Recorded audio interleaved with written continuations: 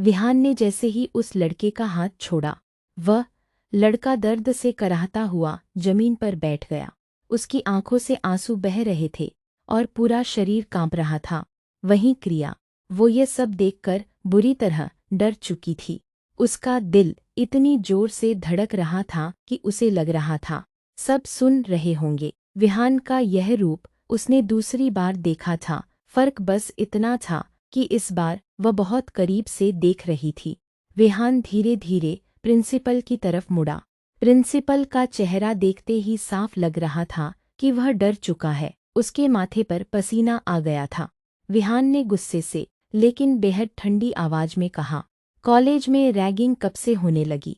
या फिर आप सब जानते हुए भी अनजान बने हुए थे? प्रिंसिपल हड़बड़ा गया। नहीं सर, आपके कॉलेज में रैगिंग कैसे हो सकती है? मुझे बिल्कुल भी जानकारी नहीं थी। अगर मुझे पता होता तो मैं कभी ऐसा होने नहीं देता सर। जैसे ही उसके मुंह से आपका कॉलेज शब्द निकला, पूरा माहौल एक पल के लिए जम गया। वहां खड़े सभी छात्र छात्राओं को अब समझ आ चुका था, यह आदमी कोई आम इंसान नहीं था, यह कॉलेज सिसी का था। सबसे ज्यादा सदमे में क्रिया थी, जिस इंसान से वह भागना चाहती थी, जिससे उसे जान का डर था, वही इस कॉलेज का मालिक था। उसके पैरों तले जैसे जमीन खिसक गई। विहान ने प्रिंसिपल को घूरते हुए कहा, अगर तुम्हें नहीं पता कि कॉलेज में क्या चल रहा है तो तुम यहाँ हो ही क्यों? तुम्हें अपनी नौकरी छोड़ देनी चाहिए। प्रिंसिपल का चेहरा सफ़ेद पड़ गया। वह लगभग गिड़गिड़ाने लगा, प्लीज सर, मुझे माफ़ कर दीजिए, मुझे सच में पता नहीं था। अब से मैं खुद सब देखूंगा, बहुत ध्यान रखूंगा। विहान ने कोई जवाब नहीं दिया। बस उसकी नज़र एक पल के लिए क्रिया पर गई, जो डरी हुई आंखों से उसे देख रही थी। क्रिया ने झट से अपनी नज़रें नीचे कर लीं। फिर विहान ने प्रिंसिपल से कहा, इन सबको अभी कॉलेज से निकाल दो। मुझे मेरे कॉलेज में इस ग्रुप का एक भी इंसान नहीं दिखना चाहिए। यह सुनते ही उस ग्रुप के सभी सदस्य घबरा गए।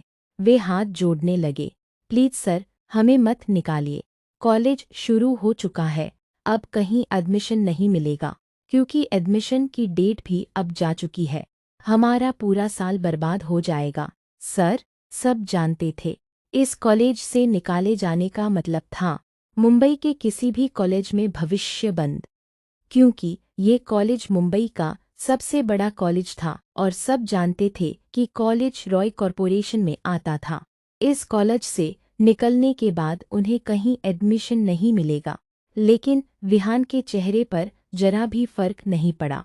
उसने प्रिंसिपल को देखा और बस इतना कहा, समझ आया मैंने क्या कहा?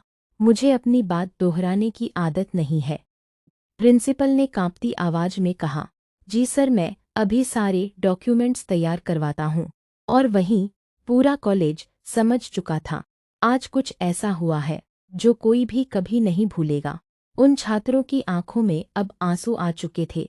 वे हाथ जोड़कर कांपती आवाज में विहान से बार बार कह रहे थे, प्लीज सर, हमें मत निकालिए। लेकिन विहान पर इसका कोई असर नहीं पड़ा।